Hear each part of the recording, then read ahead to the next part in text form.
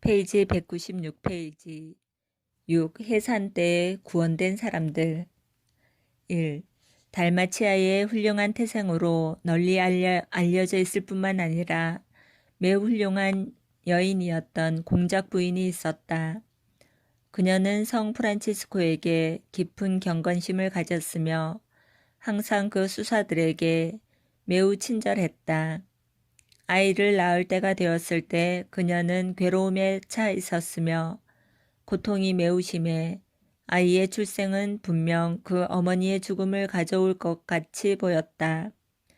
자기가 죽지 않고서는 아이를 낳을 희망은 없는 것 같이 보였다.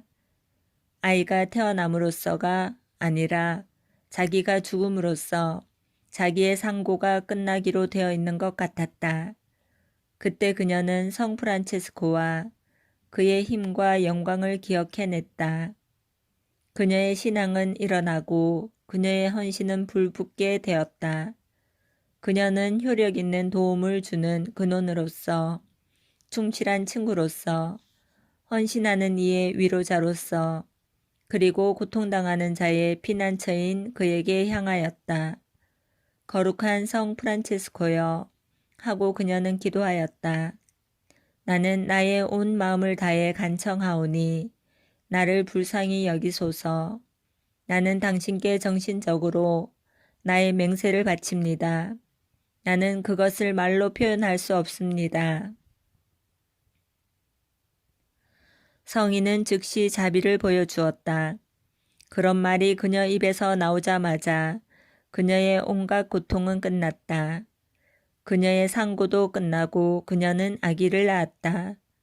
그녀의 고통은 사라지고 그녀는 완전히 안전한 가운데 아기를 낳았던 것이다. 그녀는 자기가 한 약속을 잊지 않았으며 자기의 결심을 깨트리지도 않았다.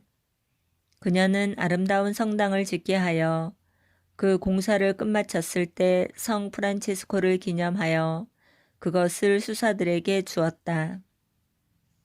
2. 로마 가까이 살고 있는 베아트리체라는 한 여인이 해산 예정일을 불과 며칠 앞두고 있었는데 이제 보니 그 아기는 죽은 지 4일이 되었다. 그 가엾은 여인은 괴로워서 죽음의 아픔이 덮치는 것 같았다. 그 죽은 태아는 그의 어머니를 무덤으로 몰고 가는 것이었다.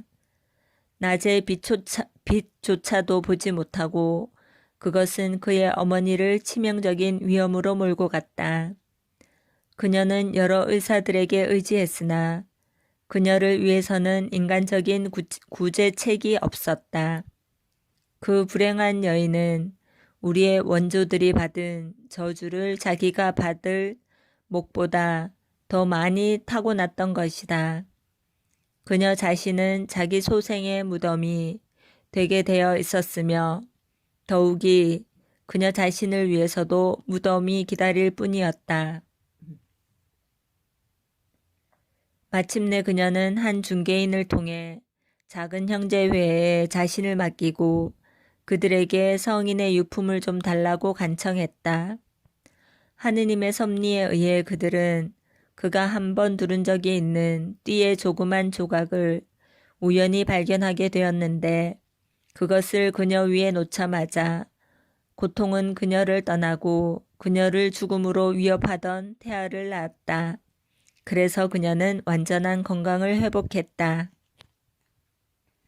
3. 움브리아 지방의 칼비 출신의 한 귀족 아내인 줄리아나는 아기들의 죽음으로 눈물로 세월을 보냈다. 그녀는 끊임없이 자신의 불행을 한탄하였다. 그들이 태어난 잠시 후면 그녀는 그렇게 어렵게 가졌던 모든 아이들을 각각 묻었던 것이다. 이제 그녀는 임신한 지 4개월이었다. 그녀의 과거의 경험은 그녀로 하여금 그 아이의 출생보다 그 아이의 죽음에 대해 더 걱정하게 만들었다.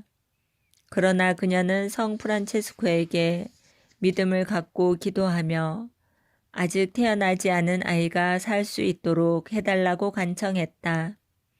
그 후 그녀가 잠들어 있던 어느 날 밤 꿈에 한 여인이 그녀에게 줄 한 아름다운 아기를 안고 나타났다. 줄리아나는 그 아기를 받기가 겁이 났다. 그녀는 곧 아기를 잃어버리고 말 것이 틀림없다고 믿었기 때문이다. 그러나 그 여인은 고집했다. 이 아기를 받으시오. 그리고 두려워하지 마시오.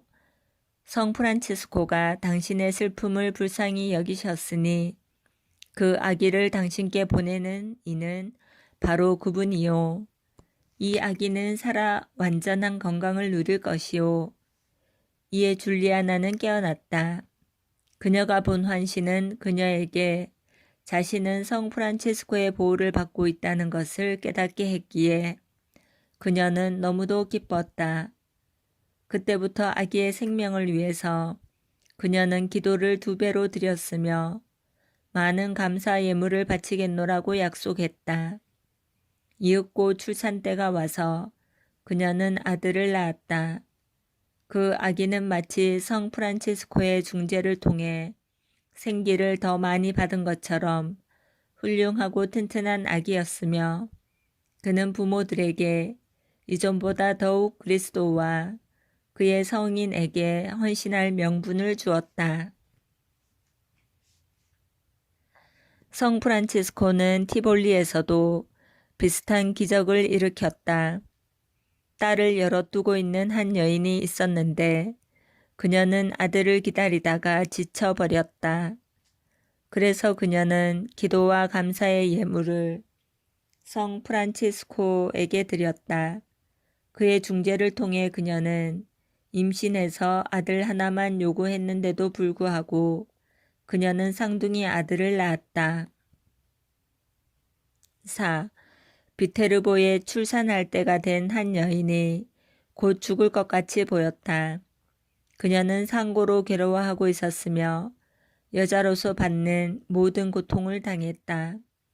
그녀의 육체는 점점 약해져 그녀에게 유익한 아무런 방도가 없었다. 그 후 그녀는 성 프란치스코에게 간청하여 구원을 받아 완전히 안전한 상태에서 아기를 낳았다. 그녀는 자기가 원하던 호의를 일단 받자 그녀는 자기에게 보여준 친절을 잊었으며 그것을 성 프란치스코의 영예로 돌리지 않았다. 심지어 그의 축일에 금지된 육체 노동을 했다. 그러나 일을 하려고 오른쪽 팔을 뻗치자 팔이 뻣뻣해지고 시들게 되었다.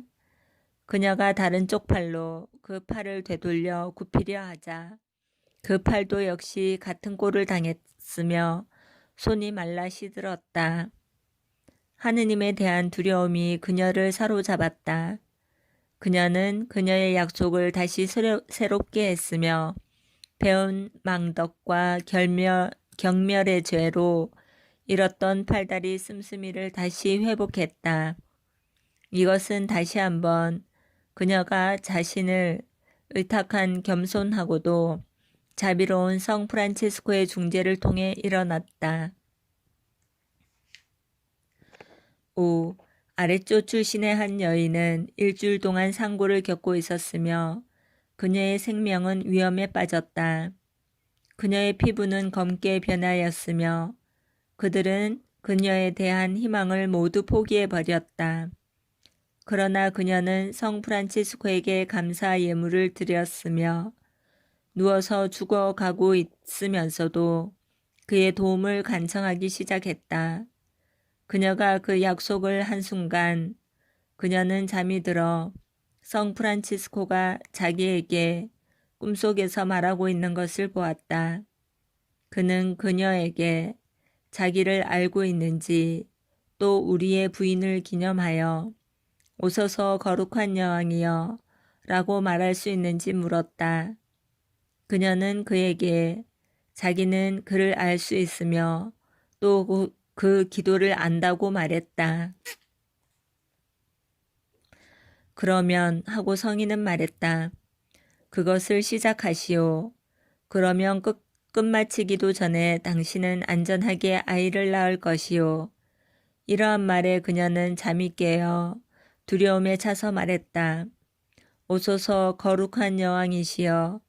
그녀가 당신 자비의 눈이 란 말을 했을 때 그리고 우리의 부인의 처녀 몸에서 난 아들을 말했을 때 그녀는 즉시 고통에서 풀려났으며 아름다운 아이를 낳았다.